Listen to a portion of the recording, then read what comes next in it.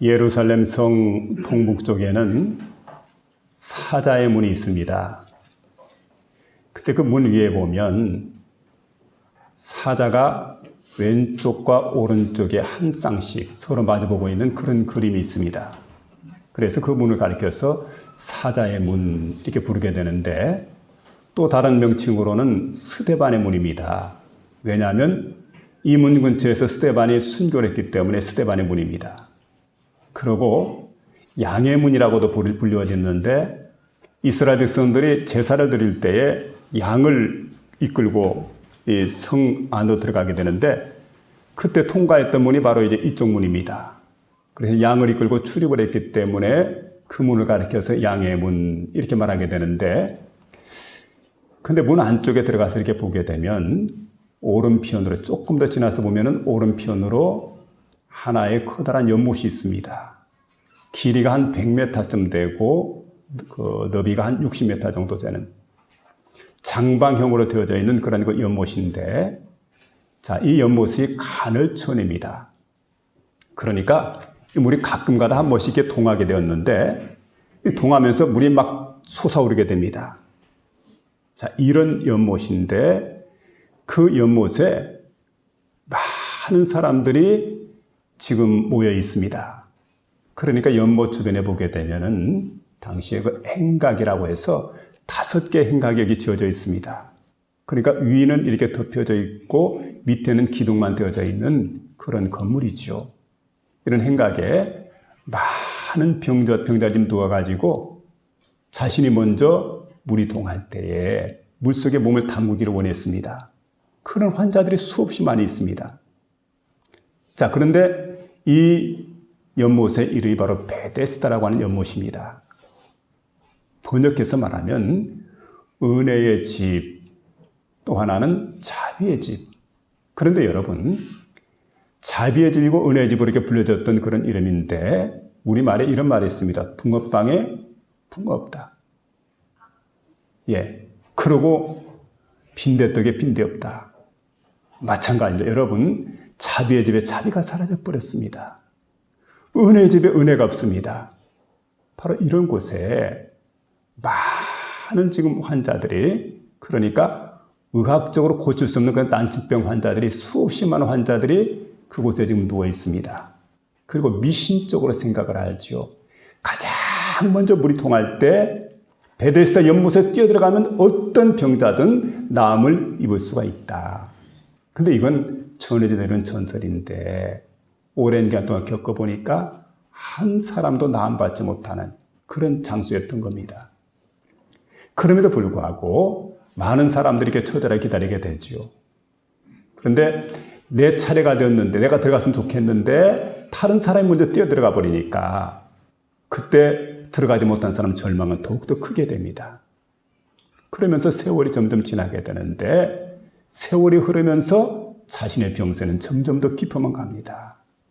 그리고 주변을 돌아보니까 한 사람, 두 사람, 곁에 있던 사람들이 세상을 떠나기 시작을 합니다. 그러니까 여러분, 자비의 집에 자비가 없습니다. 은혜의 집에 은혜가 없습니다. 자, 절망만 가득한 절망의 집인데 이런 곳에 예수님께서 찾아오셨습니다. 무슨 얘기입니까? 예수님께 찾아오셨다고 하는 것은 은혜의 빛이 비추기 시작한다는 거지요. 이제 절망의 집이 자비의 집으로, 은혜의 집으로 바뀌어지게 됩니다. 그래서 정말 문자 그대로, 이름 그대로 베데스다의 연못으로 바뀌어지게 되는 겁니다. 은혜의 집으로, 자비의 집으로 바뀌어져요. 우리나라에 처음 복음을 가지고 왔던 분이 언더우드 선교사입니다. 1884년에 복음을 가지고 이 땅에 들어왔는데 황량하기 이를 데 없는 그런 땅입니다. 그래서 그가 하나님 앞에 기도를 드리게 됩니다. 우리나라 조선 땅의 현실을 직시하고 하나님 앞에 간절함으로 기도하게 되는데, 그 기도문이 기록이 되어져 있습니다. 이렇게 하나님께 기도를 드리게 됩니다. 메마르고, 그리고 그 나무 한 그루 시원하게 자라지 못하는 땅, 너무 가난한 나라, 하나님께서 우리를 이곳에 옮기셔서 앉히셨습니다. 이 땅은 조선 땅입니다. 그리고 그저 주변 환경을 바라보니까 경계의 눈초리, 의심의 눈초리로 자신을 바라다봅니다. 멸시와 천대만이 가득한 곳입니다. 그런데 뭐잖아? 이 땅, 조선 땅이 바로 은혜의 땅이 될 줄로 믿습니다. 기도를 해요. 별 보이는 땅인데 이 조선 땅이 언젠가는 은혜의 땅으로 바뀌어질 거라고. 왜냐하면 그리스도 예수의 복음이 들어왔기 때문에, 복음이 들어오고 예수님께서 들어오셨기 때문에 그 땅이 복음의 땅으로 변화가 된다는 거예요. 놀라운 일 아니겠습니까? 여러분 여기 지금 베데스다 연못을 보면은 절망의 땅입니다. 절망의 땅에는 아무래도 예수님께 찾아오셔야 돼요. 그래야 절망의 땅이 바로 은혜의 땅으로 변화가 됩니다. 그런데 예수님께서 절망의 땅에 찾아오셨습니다. 그 역사의 현장으로 오늘 아침에 저와 여러분이 함께 들어가보는 복된 시간이 될 수 있기를 주의 이름으로 부탁을 드립니다. 먼저 우리가 첫 번째 생각할 것이 뭐냐면 찾아오시는 예수님입니다. 한번 따라해 봅시다. 찾아오시는 예수님. 1절 이하에 보니까 이렇게 말합니다. 그 후에 유대인의 명절이 되어 예루살렘에 올라가시니. 유대인의 명절이다. 어떤 명절일까요? 부림절입니다. 성서학자들은 이 명절은 바로 부림절이다 이렇게 말하고 있는데, 부림절이 되어서 예루살렘으로 지금 올라갑니다. 올라가시면 여러분 예수님께서 어디로 가셔야 됩니까? 제일 먼저 예루살렘에 있는 성전에 들어가셔야 돼요. 근데 성전으로 가시지 않고 어디로 갔느냐? 베데스다 연못으로 가셨다는 겁니다. 가서 보니까 여러분 정상적인 사람이 이제 다 비정상적인 사람이고 지독한 냄새가 코를 찌르게 됩니다. 그리고 막 앓는 소리가 귓전에 들려오게 됩니다. 요즘에는 다 병원에 가니까 잘 모르겠는데 예전에는 아픈 분들이 집안마다 있어가지고 어르신들이 이제 아파서 누워 계시는 걸 보면 앓는 소리가 들려옵니다. 근데 한두 사람 아니고 그 많은 환자들이 다 누워있는데 앓는 소리가 막. 거기다가 여러분 보기 싫은 장면입니다. 듣기 싫은 장면, 그런 소리들이 막 들려오게 되는 이 장소를 예수님께서 찾아오셨는데, 근데 예수님은 그 많은 환자들 가운데 가장 중증 환자라고 할 수 있는 38년 된 환자, 참 오랫동안 고통을 당했습니다. 그래 누워있는데 주님께서 그 사람을 찾아갑니다. 여러분 주님께서 그를 찾았다고 하는 것은 바로 큰 은혜임을 알 수가 있습니다. 여러분 주님께서는 이 환자만 찾아가는 게 아니고 저와 여러분을 찾아오셨다는 사실입니다. 우리를 찾아오셨다는 게 얼마나 큰 은혜가 되는지 모릅니다. 세상에 많은 종교가 있는데 일반 종교하고 우리 기독교가 다른 점이 뭡니까? 일반 종교와 기독교가 다른 점은 기독교는 바로 이제 하나님이 찾아오는 종교입니다. 근데 일반 종교를 보면 일반 종교는 그들의 하나님이 그들을 찾아오는 게, 그들의 신이 그들을 찾아오는 게 아니고 그들이 그들의 신을 찾아가는 겁니다. 석가모니 부처님도 그렇게 얘기를 합니다. 자, 나를 믿으면 구원받는다. 나를 믿으면 천국 간다. 절대 그렇게 말씀한 적이 없습니다. 그리고 내가 스스로 깨달으라. 깨닫는 게 뭡니까? 그게 부처예요. 내 스스로 부처가 되라. 성불해라. 여러분 불교 신자들이 바로 그거 아닙니까? 부처 믿으면 천당 간다는 얘기는 절대 없어요. 구원받는 얘기가 없어요. 그러니까 어떻게 합니까? 자신들이 신을 찾아갑니다. 하나님을 찾아갑니다. 찾았는데 그 신이 어떤 신입니까? 귀신입니다. 잘못된 신을 찾았습니다. 또 그런데 그 신도 찾지 못했던 사람들은 금은 동철, 목석을 갖다 놓고 깎고 다듬고 해가지고 그냥 우상을 만드는 거예요. 그리고 우상을 만들었고 놀랍게도 그 우상 앞에 가서 빈다는 말입니다. 복을 빌어요. 복을 달라고. 그러니까 얼마나 어리석고 미련한 일입니까? 이게 세상 종교입니다. 여러분 그렇지 않아요? 그런데 하나님께서 우리를 찾아오셨다. 은혜 중에 은혜라는 사실을 믿으며 살아갈 수 있기를 주의 이름으로 부탁을 드립니다. 아멘. 그 하나님께서, 그 예수님께서 바로 베데스다 연못을 찾아가셨어요. 가장 중증 환자였던 38년 된 환자를 갖다가 주님께서 친히 만나 주셨습니다. 김춘근 박사라고 하는 분이 쓴 와임이라고 하는 책이 있습니다. 이분이 1967년도에 미국으로 건너가서 유학을 했답니다. 그리고 어렵사리 박사학위를 받고 그러고 이제 대학 교수가 되게 됩니다. 그 페퍼다인이라고 하는 그 대학인데 이 대학에서 교수가 되었어요. 그리고 열심히 그 가르치는 가운데 최우수 교수상이라고 하는 상을 또 받게 됩니다. 그러니까 어떻게 보면 승리하는 인생을 살고 있었는데 37살이 되던 해에 갑자기 몸에 이상 신호가 왔습니다. 참 이상하다 생각하고 병원에 갔더니 간염에다가 간암 진단이 나왔습니다. 그런데 암이 깊었어요. 그러니까 어떻게 보면 죽음의 선고를 받게 된 겁니다. 그때가 생각을 합니다.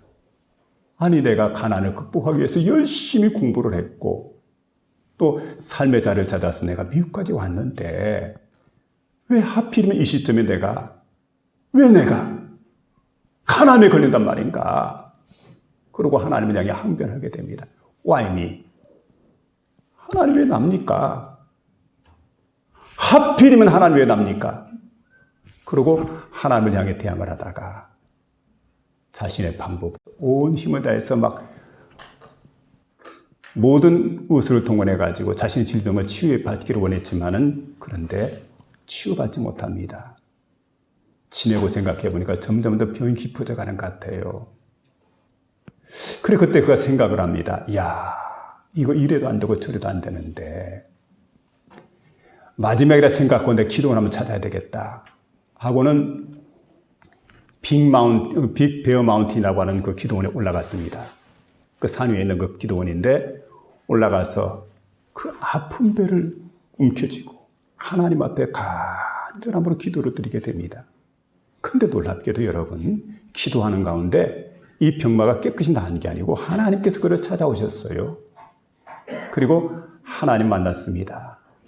근데 그때 하나님께 들려주는 말씀이 내가 너를 사랑한단다. 근데 얼마나 하나님이 자신을 사랑하는지 모르겠어요. 그 사랑을 느끼는 겁니다. 그리고 그를 향한 놀라운 계획을 깨닫게 되었습니다. 물론 여러분 시간이 지나면서 질병도 깨끗하게 치유를 받게 되고 하나님을 위한 사역을 성실하게 감당해 나가고 있습니다. 그리고 그 앞날도 하나님께서 이렇게 열어주셨어요. 복된 삶을 살고 있습니다. 여러분 보세요. 와임이. 그는 와임이라고 고백을 했는데 생각을 해봅니다.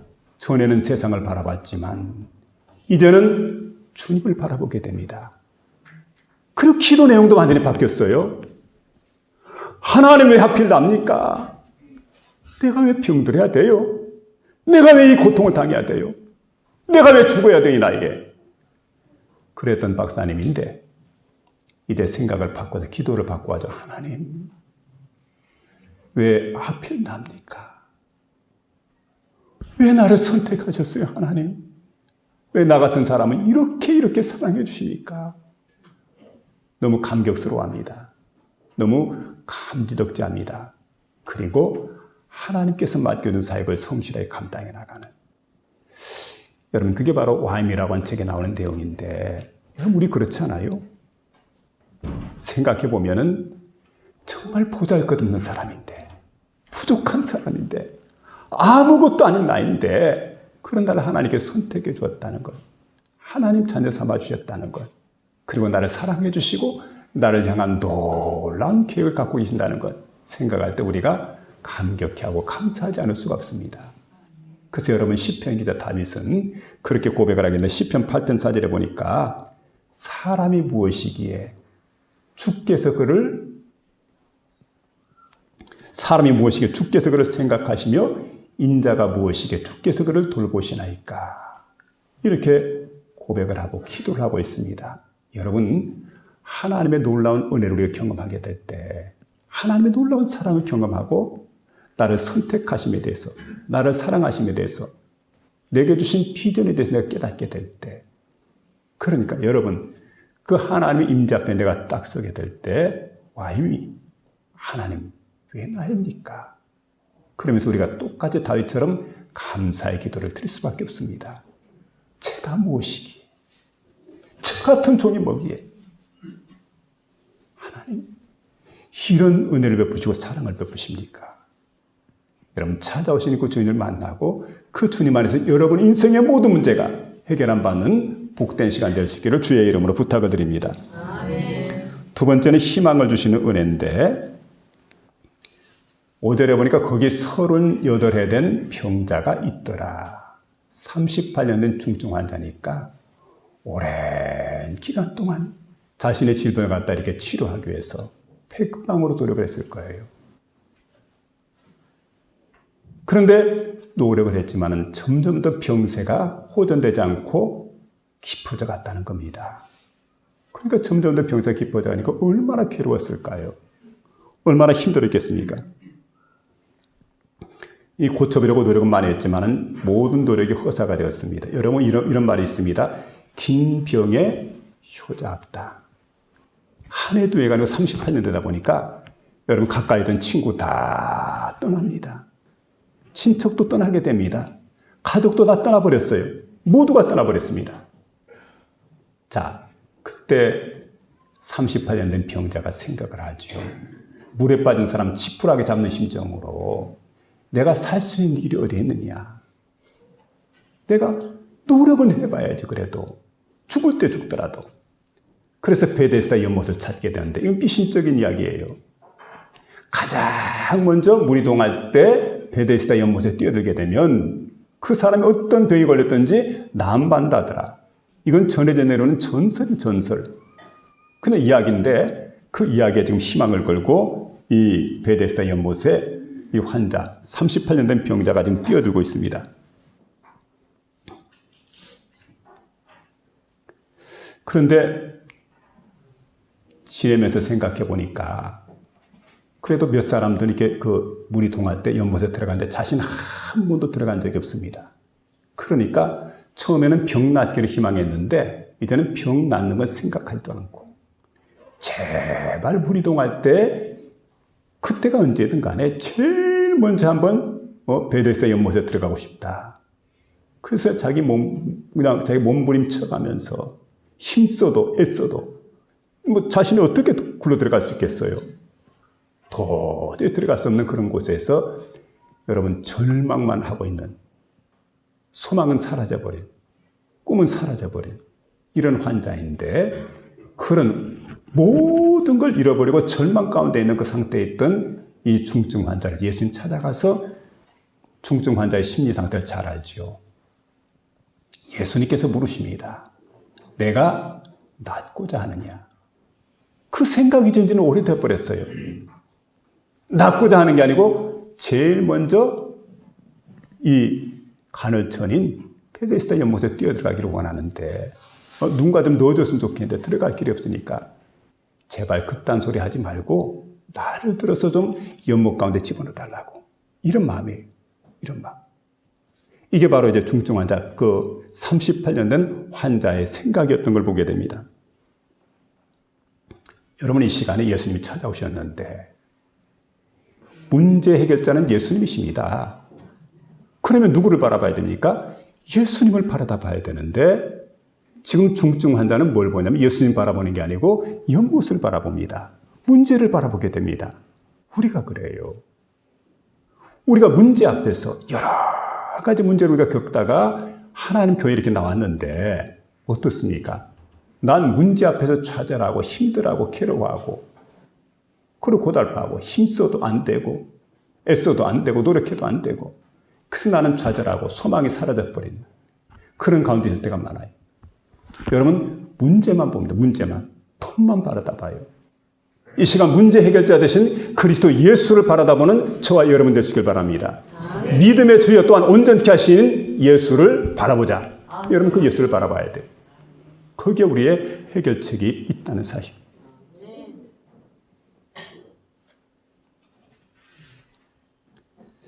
오늘 예수님께서는 베데스다 연못에 오셔서 중증 환자의 잃어버린 희망을 되찾아 줬습니다. 희망을.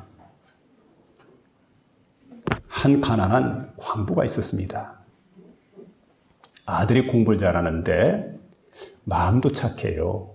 그래가지고 어떤 날 아들이 아버지에게 아버지, 곧 제가 이제 대학을 들어가게 될 터인데 학교에서 이제 제가 그 적성 검사도 해보고 그리고 이것저것 다 이제 생각을 해보니까 아무래도 제가 의과대학에 가서 의사 되는 것, 이게 제가 갈 길인 것 같습니다. 의사가 되어서 우리 주변에 어려운 사람 많고 가난한 사람 많은데 그 어렵고 가난한 사람을 좀 돕겠습니다. 아버지가 그 소리를 들으니까 너무나 기뻐요. 안 먹어도 살 것 같아요.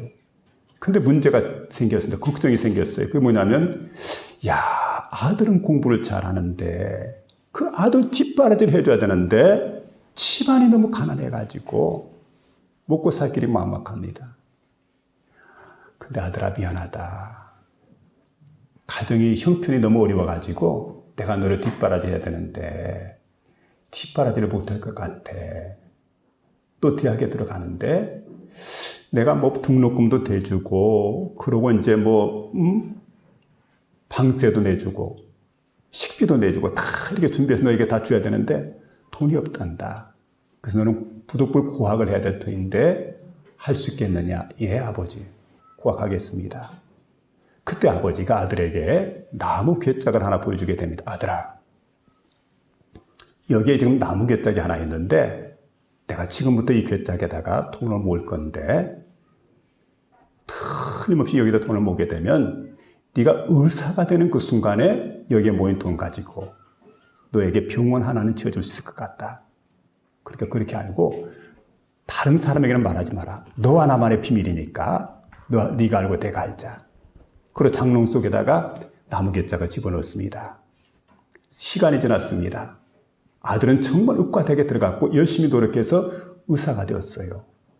그때 의사가 되어서 집에 돌아온 아들에게 장롱문을 열고 까맣게 때가 끼고 그리고 거친 그 손을 가지고 장롱 속에 있는 나무 괴짝을 아버지가 꺼내게 됩니다.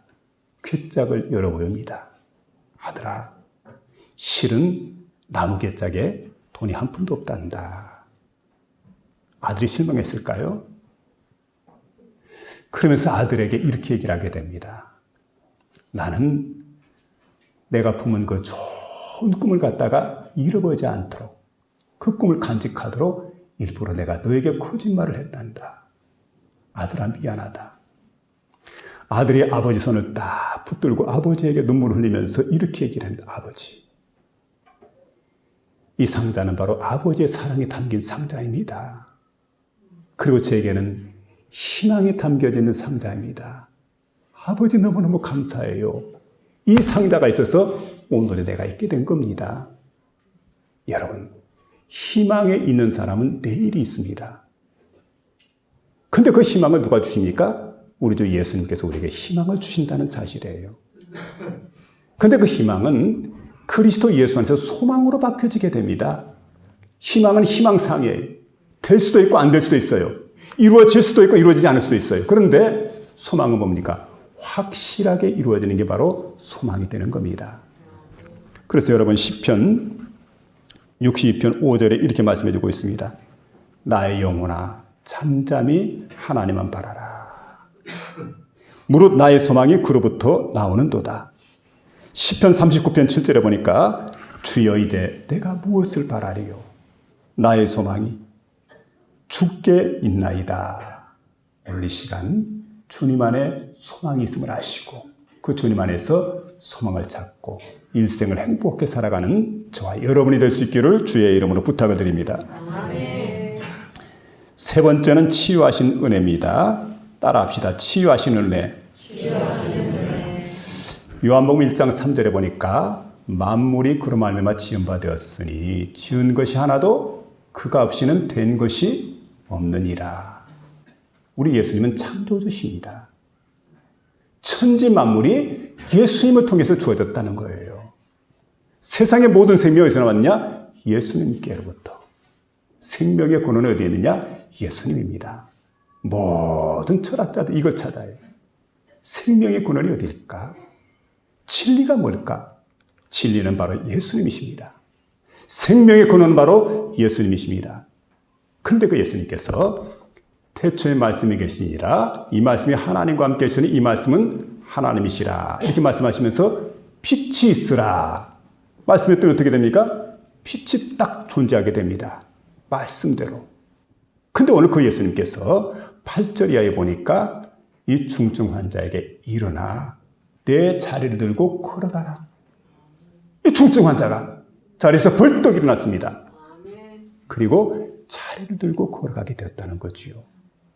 주님께서 말씀하신 대로 그대로 역사가 일어난 걸 보게 됩니다. 그래서 여러분, 기독교는 말씀의 종교입니다. 말씀대로 되어지게 되었어요. 그 말씀은 누굽니까? 그리스도 예수입니다. 예수님 역사가 이렇게 나타났던 걸 보게 됩니다. 여러분, 이제 그러면서 여기 보세요. 내 자리를 들고 일어나 걸어가라.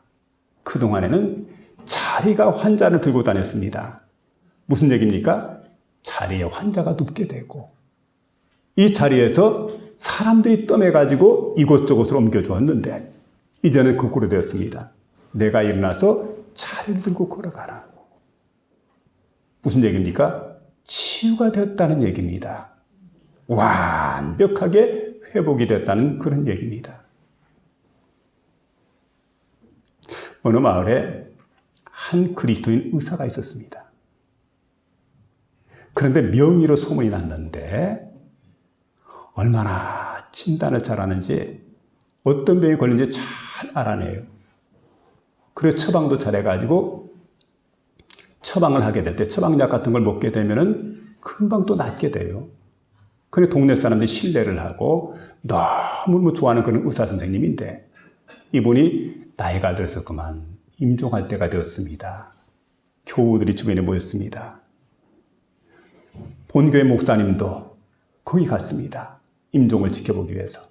그리고 가족들이 다 모였습니다. 근데 임종 직전에 이 의사 선생님이 하는 얘기가 이런 얘기를 해요. 나보다 훌륭한 선생님이 3분이 있습니다. 세상에. 아니, 훌륭한 선생님 이 근처에 3분이 있다니. 지금 이 선생님이 너무 훌륭한 의사 선생님인데 이분이 세상 떠나면 어떡하나 하고 지금 숨죽이고 기다리고 있는데 훌륭한 선생님이 3분이다. 그러면서 이렇게 이야기합니다. 첫 번째 선생님은 소식이고 두 번째 선생님은 수면이고 세 번째 선생님은 운동이다. 이래요. 뭡니까? 음식을 먹을 때 위장이 요구하는 바가 있다는 거예요. 위장이 요구하는 바대로 다 채우지 말고 75%만 먹어라. 75%. 그리고 수면이라고 할 때는 충분한 잠을 잘 수 있도록 해라. 잠 설치지 말라는 거예요. 그리고 운동이라고 하는 것은 매일 걷는 습관을 들여라. 그러면 애지간한 질병은 찾아오지 않는다. 그러니까 얼마나 훌륭한 의사냔 말이에요. 너무너무 좋은 의사인데 그런데 3가지 약 처방을 이제 그들이 줄 터인데 꼭 3가지 약을 잊지 말고 먹어야 된다. 그게 뭐냐면 여러분, 말씀과 기도와 사랑이라는 거예요. 근데 말씀이라고 하는 것은 항상 말씀을 갖다 이렇게 복용해야 되는데 일정한 시간을 정해놓고 말씀약을 복용하도록 해라. 기도라고 하는 약은 이건 과다 섭취해도 부작용이 안 일어나고 먹으면 먹을수록 좋은 거니까 항상 언제든지 섭취할 수 있도록 해라. 사랑이라고 하는 것은 상비약인데 꼭 필요할 때마다 꺼내서 사용할 수 있도록 하라고. 여러분, 그런데 또 이렇게 얘기를 하게 됩니다. 그 사람마다 다 여러분 다르겠지만은 근데 여러분 보세요. 정말 건강이라고 하는 것, 이렇게 해서 건강이 지켜지게 될 터인데 근데 그 건강은 완벽한 건강이 아니고 절반만 지키는 거라. 진짜 건강은 뭡니까? 영혼이 잘 돼야 육신이 건강해지게 되어져 있다. 영혼이 잘 되려면 누가 와야 됩니까? 그 마음속에 그리스도 예수가 오셔야 된다는 것. 그럼 심령에 변화가 일어나게 돼요. 죄사함 받게 되고 그리스도 예수가 오셔서 마음이 편안해지면 온갖 스트레스가 다 날아가 버려요. 정말 그리스도가 찾아오시게 될 때 이 사람이 진정한 건강한 사람으로 변화가 된다. 이렇게 이야기를 하고 있습니다. 여러분, 예수가 오시면 저와 여러분의 마음속에 치유의 은혜가 임한다는 사실을 믿으며 살아가시길 부탁을 드립니다. 아멘. 말씀을 마치려고 합니다. 웃을 일이 별로 없죠? 한번 웃어보시기 바랍니다. 어떤 장례식장에 한 장의사가 장례를 치르다 보니까 사람들이 죽었는데 이상하게도 웃고 죽은 사람이 3사람이 있더래요. 이상하다. 왜 이 사람들은 웃고 죽었을까? 왜 웃으면서 죽었을까? 아니, 세상에 죽으면서 웃는 사람이 어디에 있어요? 그래 보니까 첫 번째 죽은 사람 이런 사람이더래요. 가서 보니까 아들이 그렇게 썩 공부를 잘하는 편이 아닌 것 같은데 서울대학교 합격한 것마저 대단한데 수석 합격했대요. 너무 기뻐 좋아하다가 쇼크 살아 죽었대요. 웃으면서. 두 번째 환자입니다. 손을 주먹을 꼭 쥐고 있는데 이 주먹 안에 뭐가 있을까? 예? 로또가 있어요? 그래가 이렇게 손을 펼쳐보니까 삼광이 있대요. 삼광. 아시겠습니까? 그 삼광 한 장을 주고 왜 웃었을까? 화투짝인데. 그리고 한 번 더 혹시나 더 있는가 싶어서 이렇게 밀어보니까 한 장이 더 보이더래요. 안에 있는 건 뭘까요? 안에 있는 건 팔광이에요. 38 광땡을 잡고 너무 도론판에서 좋아가지고 흥분해가지고 그만 심장마비로 죽어버렸어요. 세 번째 사람은 어떻게 죽었냐면 V자 모양을 그리고 죽었대요. 이게 뭘까? 벼락이 맞아 죽었는데요. 벼락이 치는데 반짝하고 비치니까 사진 카메라 샷터 떠진 줄 알고 그러고 이제 V자 모양 그린 거예요. 그리고 세상을 떠났다는 거지요. 웃을 일이 별로 없는 세상입니다. 힘든 세상입니다. 여러분, 우리가 주변에 이렇게 바라다 보게 될 때 너무 삶이 힘들고 어렵고 웃음이 사라져버린 마치 베데스다 연못과 같은 그런 우리의 모습을 바라다 보면서 여러분, 교회 올 때마다 웃음이 넘치시길 바랍니다. 주님은 찾아오십니다. 그리고 주님 우리에게 소망을 주신 주님이십니다. 그리고 치유해 주신 주님이십니다. 그 주님을 만나서 일생을 행복하고 기쁘게 살아가는 저와 여러분 될 수 있기를 주의 이름으로 축원합니다.